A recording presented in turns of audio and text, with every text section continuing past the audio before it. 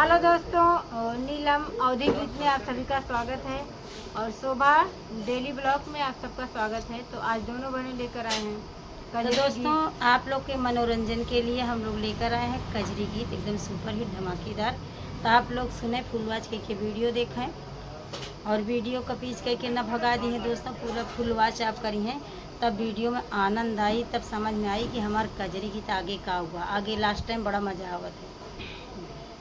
तो ले चली था आप सबका दीदी बनी है कजरी गीत पर। हरे राम में जिम्मेदारिया बरसे श्याम घरे नाही रे हारी। हरे राम में जिम्मेदारिया बरसे श्याम घरे नाही रे हारी।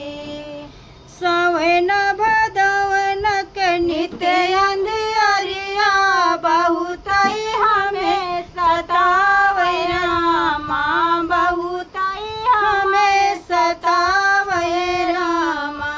हरे रामा चम चम चम के बिजुलिया श्याम घरे नाही रे हारी। हरे राम चम चम चम के बिजुलिया श्याम घरे नाही रे हारी।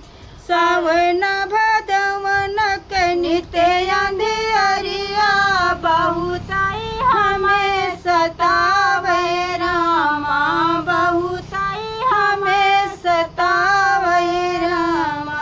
हरे राम जिम्मेदार से बदरिया श्याम घरे नाही रे हारी। हरे राम में जिम्मेदार से बदरिया श्याम घरे नाही रे हारी।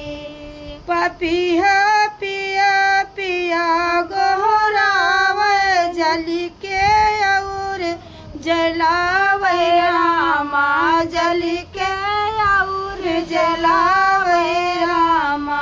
पपिया पिया पिया गोहरावे जल के और जलावे रामा, जल के और जलावे रामा। हरे रामा मोर मचावई शोर श्याम घरे नाही रे हारी। हरे रामा मोर मचावई शोर श्याम घरे नाही रे हारी। हरे राम में झिमरैया बरसे श्याम घरे नाही रे हारी। हरे राम में झिमरैया बरसे श्याम घरे नाही रे हारी। हरे राम में झिमरैया बरसे श्याम घरे नाही रे हारी। सास ससुर मोरे बहुत सतावे बिरही याद दिलावे रामा, बिरहिन याद दिलावे रामा। सास ससुर मोरे बहुत सतावे बिरहिन याद दिलावे रामा, बिरहिन याद दिलावे रामा। हरे राम ननदी बहुत सतावे नींद नहीं आवे रे हारी।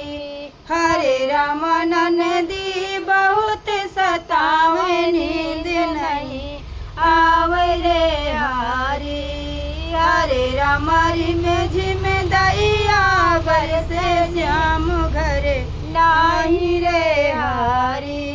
हरे राम में जिम्मेदारिया बरसे श्याम घरे नाही रे हारी।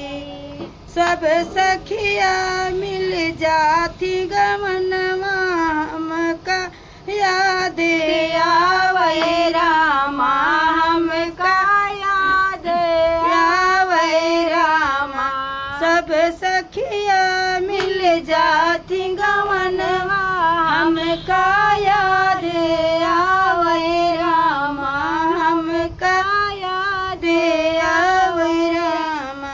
हरे राम राम से जिया पे तड़े पे तिरियवा नींद नहीं आवे रे हारी। हरे राम से जिया पे तड़े पे तिरियवा नींद नहीं आवे रे हारी। हरे राम रिम झिम बारिश से बदरिया नींद नहीं आवे रे हारी। हरे राम रिम झिम बारिश से बदरिया श्याम घरे नाही रे हारी। तो दोस्तों ये कजरी गीत कैसा लगा आप लोग कमेंट में ज़रूर बताइएगा। अपना प्यार आशीर्वाद दोनों चैनल पे दोस्तों बनाए रखना। अब तक